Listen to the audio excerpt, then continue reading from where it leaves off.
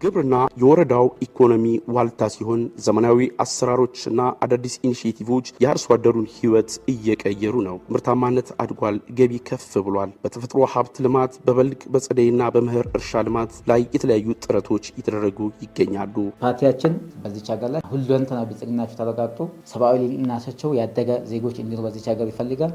ሁለተኛ ኢኮኖሚያዊ ሉዓላዊነት መረጋገጥ መቻል አለበት ብለናል። ሁለተኛው ቀኝ ግዛት እየሆነ ያለው አሁን ከኢኮኖሚ ጋር የተያያዘ ነው። አሁን ያለው በቤተሰብ ደረጃ የምግብ ዋስትናን ማረጋገጥ፣ የኢኮኖሚ ሉዓላዊነት ማረጋገጥ እንደ ሀገር እንደ ወረዳ በግብርናው ዘርፍ ላይ የሰራናቸው ስራዎች በጣም ትልልቅ ናቸው።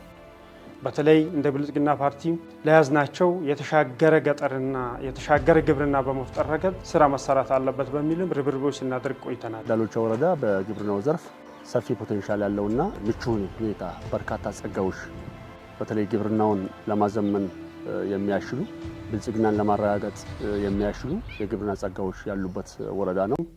ለያዝናቸው የተሻገረ ገጠርና የተሻገረ ግብርና በመፍጠር ረገድ ስራ መሰራት አለበት በሚልም ርብርቦች ስናደርግ ቆይተናል። ለዚህም ይረዳ ዘንድ አንዱ ምርትና ምርታማነትን እናሳድግ ብለናል። ይሄን ለማሳደግ ደግሞ በቂ ግብዓት አቅርቦት ስራ ላይ መስራት አለብን። ግብዓት ስናነሳ በሁሉም ዘርፍ ለግብርናው ሊያስፈልጉ የሚችሉ ግብዓቶችን በተመጣጠነ መልኩ በወቅቱን በጠበቀ መልኩ የማቅረቡን ስራ አንድ በትኩረት ከሰራናቸው ስራዎች አንዱ ይሄ ነው።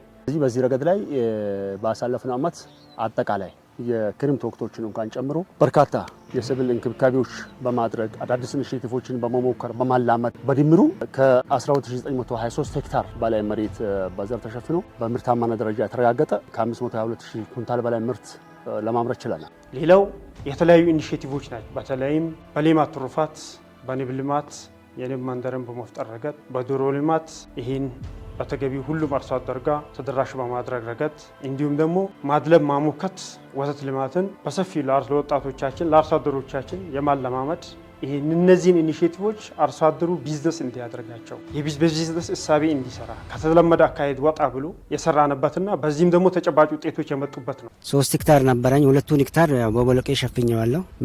ይሄ ቦሎቄ ደግሞ ያው ለመኸር ግብዓት ይገዛበታል። ቦሎቄ ደግሞ በጣም ጥቅሙ ደግሞ ሁለት አይነት ጥቅም አለው። አንደኛ ያው ለምግብነትም ይውላል ለራስ፣ ቀጥሎ ደግሞ ለገበያ ይውላል። ገበያ ደግሞ በጣም አርሶ አደሩ በጣም በሚቸገርበት ሰዓት ደርሳል። ለስንዴ ማዳበራ ያው መሬቱ አሁን ቀጣይ ስንዴ ነው የሚዘራው፣ ስንዴ ይዘራል። ለዛውም ስንዴ የዘር ችግር ካለ የዘር ችግር ይጨርሳል። ብቻ አይደለም ማዳበራም ችግር አይገጥመንም። አዳዲስ ኢኒሼቲቮች በዘላቂነት የምግብ ዋስትናን ሊያረጋግጡ የሚችሉ የስነ ምግብ ሁኔታዎችን ሊያሻሽሉ የሚችሉ ጤንነትን ለመጠበቅ የሚያስችሉ በሌማት ትሩፋት ጭምር ፕሮግራም ተቀርጾ በአርሶ አደሩ ረገድ ላይ በከፍተኛ ደረጃ ህይወቱን እንዲቀየር ለማድረግ የቤተሰብ ምግብ ፍጆታ እንዲሻሻል ለማድረግ ለውጦች እንዲመጡና የተመጣጠነ ምግብ አርሶ አደራችን ህዝባችን እንዲያገኝ ለማድረግ በርካታ ስራዎች ተሰርተዋል። ከዚህ ውስጥ የዶሮን ፓኬጅ ማንሳት ይቻላል። የዶሮ ፓኬጅ 5-10-15-25 ያለ ነው የሚሄደው፣ አይገደብም።